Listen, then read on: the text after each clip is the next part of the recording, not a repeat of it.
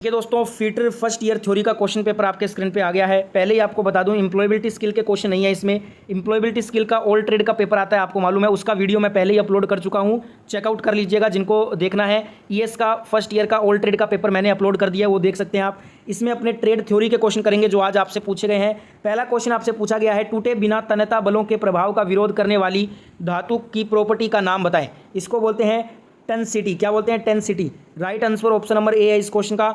Next यहाँ पे question number 2 पूछा गया है, स्टेप डाउन ट्रांसफार्मर में वेल्डिंग के लिए OCV क्या है जो मुख्य आपूर्ति वोल्टेज 220 या 440 वोल्ट को कम करता है?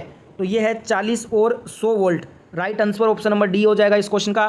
पूरा पेपर देखना है, बीच में वीडियो छोड़कर मत जाइएगा, क्योंकि आपके शिफ्ट में फीटर फर्स्ट ईयर का क्वेश्चन पेपर जो आएगा वो यही क्वेश्चन पेपर आएगा। तो पूरा पेपर रट लो, यही पेपर आपको देखने को मिलने वाला है आपके शिफ्ट में। अगला क्वेश्चन पूछा है, कार्बन टेट्राक्लोराइड और ब्रोमोक्लोराइडो फ्लोरोमीथेन, जिसको BCF के नाम से जानते हैं, से भरा हुआ कौन सा अग्निशामक यंत्र होता है? ये होता है हेलोन प्रकार का अग्निशामक ये होता है। सी नंबर ऑप्शन यहाँ पे राइट आंसर हो जाएगा।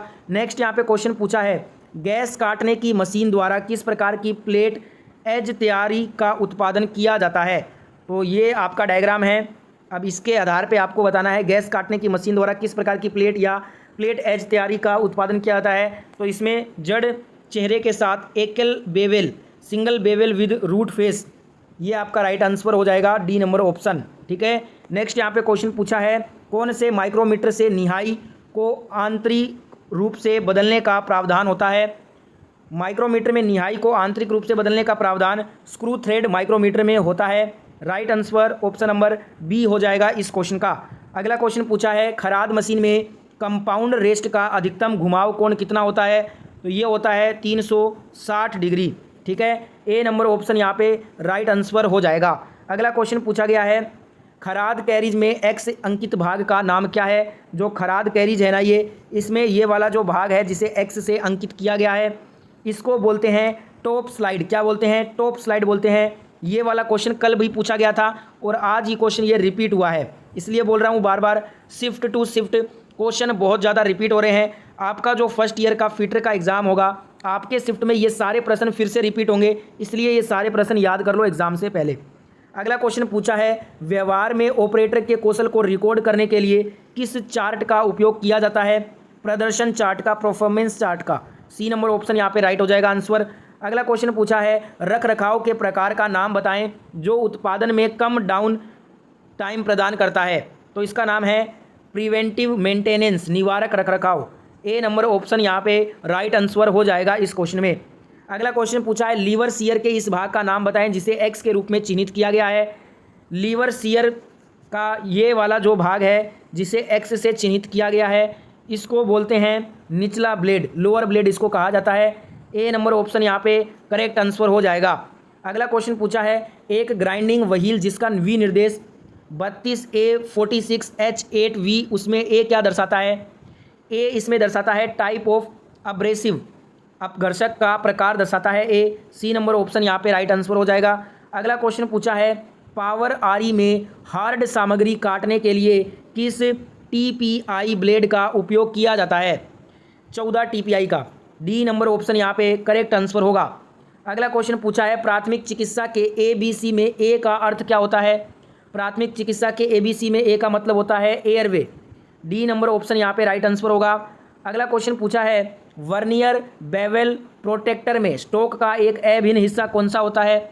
वर्नियर बेवेल प्रोटेक्टर में स्टॉक का एक अभिन्न हिस्सा को हम डायल कहते हैं। क्या कहते हैं? डायल। डी नंबर ऑप्शन यहाँ पे राइट आंसर हो जाएगा। अगला क्वेश्चन पूछा है, चित्र में दिखाए गए थ्रेड का नाम बताओ। अब यहाँ पे ये वाला जो चित्र में थ्रेड दिखाया गया है ना, ये कौन सा थ्रेड है? तो ये है बट्रेस थ्रेड। कौन सा है? ये बट्रेस थ्रेड है। राइट आंसर ऑप्शन नंबर ए होगा इस क्वेश्चन का। नेक्स्ट क्वेश्चन देखते हैं। अगला क्वेश्चन पूछा है, एक्स के द्वारा चिन्हित भाग का नाम बताइए। यहाँ पे ये जो भाग जिसे एक्स के द्वारा चिन्हित किया गया है, इसको बोलते हैं फिंगर्स। क्या बोलते हैं? फिंगर्स बोलते हैं। ए नंबर ऑप्शन यहाँ पे राइट आंसर होगा। नेक्स्ट क्वेश्चन पूछा है, ऑक्सीजन सिलेंडर का रंग कैसा होता है? What is the oxygen cylinder colour? तो ये काले रंग का होता है। डी नंबर ऑप्शन यहाँ पे राइट आंसर हो जाएगा। नेक्स्ट यहाँ पे क्वेश्चन पूछा गया है, इस फिट का नाम क्या है? What is the name of the fit? ये जो फिट है ना, इसको क्या बोलते हैं, ये पूछा है, तो इसका नाम है क्लियरेंस फिट। ए नंबर ऑप्शन यहाँ पे राइट हो जाएगा। ये सारे क्वेश्चन लगभग अभी हाल ही में जितने भी एग्जाम आपके हुए हैं जिस भी शिफ्ट में, हर शिफ्ट में ये सारे क्वेश्चन पूछे जा रहे हैं। इसलिए बोल रहा हूँ बहुत सारे क्वेश्चन जो है ना वो रिपीट ही हो रहे हैं आपके पर डे। आपको पता है बहुत सारे एग्जाम हो रहे हैं सीबीटी एग्जाम फिट के, तो उनमें ये सारे क्वेश्चन रिपीट होते जा रहे हैं। आपके शिफ्ट में भी ये सारे क्वेश्चन रिपीट हो जाएंगे। इसलिए एग्जाम से पहले, अपने शिफ्ट के एग्जाम से पहले ये सारे प्रश्न आप याद कर लो, आपको बहुत अच्छा स्कोर मिलने वाला है आपके सीबीटी में।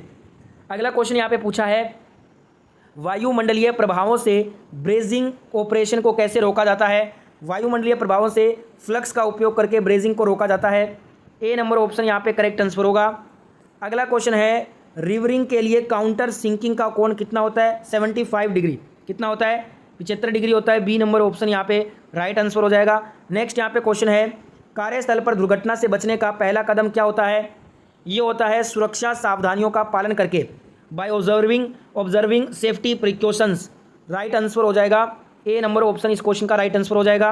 अगला क्वेश्चन पूछा गया है, किस स्क्रू थ्रेड में क्रेस्ट और रूट को राउंड किया जाता है। तो ये BSW धागा में किया जाता है, BSW थ्रेड में। सी नंबर ऑप्शन यहाँ पे राइट आंसर होगा।